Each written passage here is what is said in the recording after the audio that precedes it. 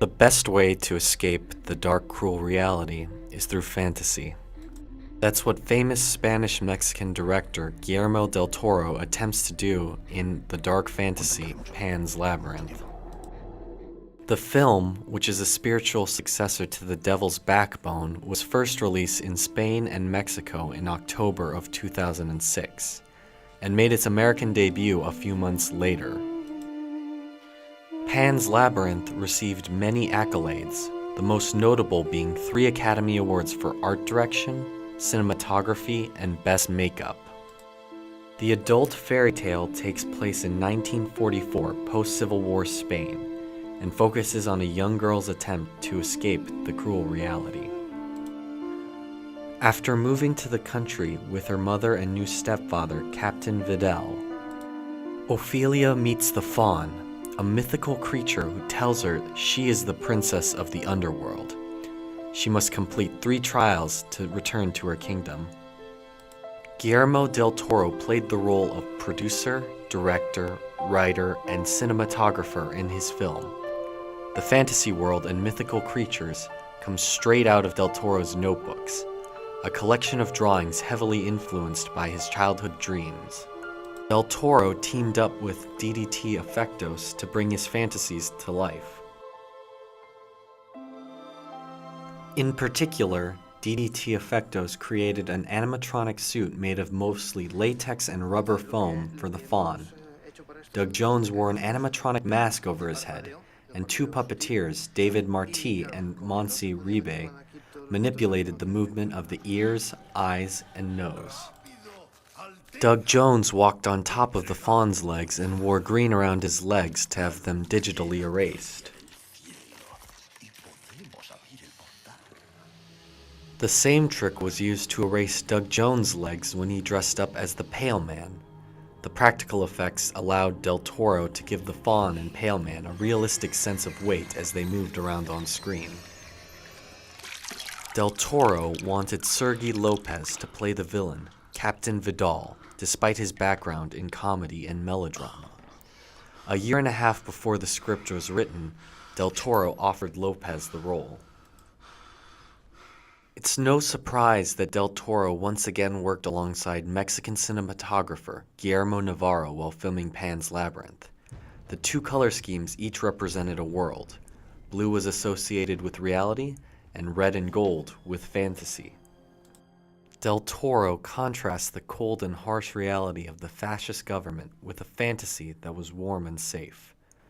We can see this contrast in color when Ophelia tells her brother a fairy tale. The scene starts off in reality and drifts into the red and gold fantasy. Al caer la tarde, en la cima de esa montaña, florecía todas las noches una rosa que otorgaba la inmortalidad. Towards the end of the film, the color schemes come together as one to suggest that the fantasy world is as real as the fascist world. Navarro underexposes shots to simulate night as well as create an eerie feeling. Most of the scenes were lit through bounce boards, giving just enough light to form shadows. The shadowy effect allowed del Toro to depict a scary reality. In one scene, a shadow appears behind Mercedes. Since all we see is the shadow, we fear that it is Captain Vidal. In the real world, characters can hide in the shadows and emerge at any moment. There's no sense of safety and security. Del Toro uses the film to criticize the Catholic Church for siding with the fascist government during the Spanish Civil War. His disgust is best demonstrated when Ophelia is forced to confront the Pale Man in the fantasy world. This creature chooses to eat children, even though there's an endless amount of food in front of him.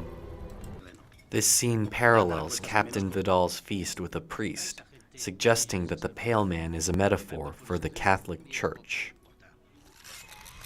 The symbolic holes in the Pale Man's hands take this comparison one step further. In Del Toro's opinion, the Church was no more than a monster feeding on innocence. Del Toro instructs us to always question authority and openly criticizes blind obedience. We see this in the scene where Vidal has just tortured a rebel prisoner. The captain wants to keep the prisoner alive in order to question him further, so he calls the doctor in to help. Dr. Ferrero enters the foreground and Vidal watches in the background.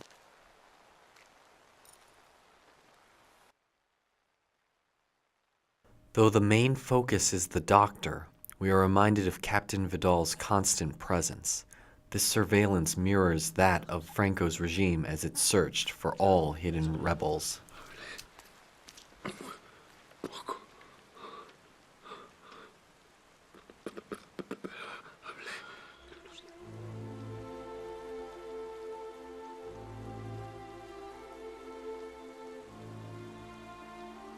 Even though the doctor is instructed to keep the man alive, he disobeys the captain and kills the rebel out of mercy.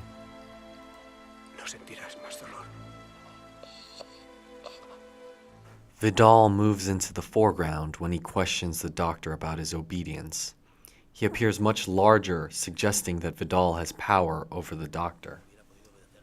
The doctor knows that by questioning the captain's authority, he is endangering his life. The doctor then implies that only those as evil as the fascists would blindly obey. Obedecer por obedecer. Así, sin pensarlo. Eso solo lo hacen gentes como usted, capitán. Towards the end of the scene, the frame focuses on the doctor as he walks away. This close-up shot allows the audience to see the doctor's last moments in gruesome detail. We feel sympathy for him instead of focusing on the murderous and distant Vidal. Del Toro then contrasts Dr. Ferrero's disobedience with Ophelia's actions. At the end of the third trial, the Faun asks Ophelia to sacrifice a drop of blood from her baby brother. La última prueba. Vamos. Prometisteis obedecerme sin chistar. Entregadme al niño. No. Mi hermano se queda conmigo. We see Captain Vidal enter the background, heightening the tension and danger of the scene. Vidal is out for blood, and Ophelia can only escape to the fantasy world by completing the last trial. Hágase pues vuestra voluntad. However, Ophelia disobeys the Faun and refuses to sacrifice her baby brother.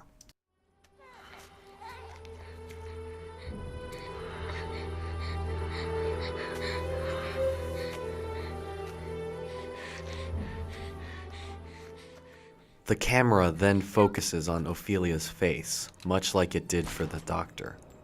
While at first it seems like Ophelia has been punished for her disobedience, we soon see her enter her kingdom.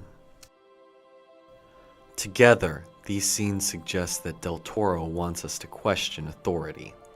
The doctor and Ophelia make the ultimate sacrifice, but manage to stay true to their moral principles. Habéis derramado vuestra sangre antes que la de un inocente.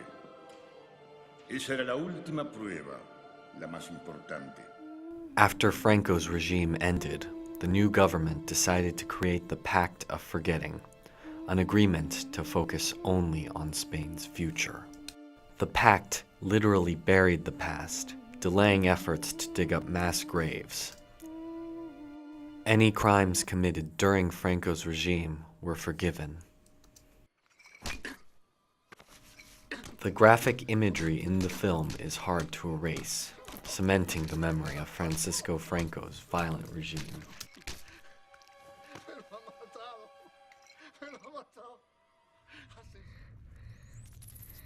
Ophelia escapes into the fantasy world to avoid reality.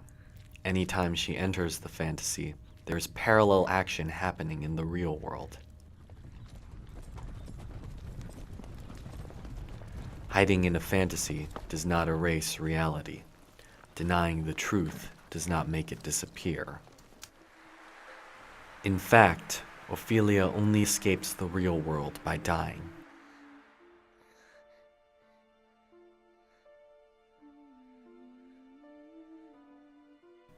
In the same sense, Del Toro suggests that Spain can't escape the reality of the past.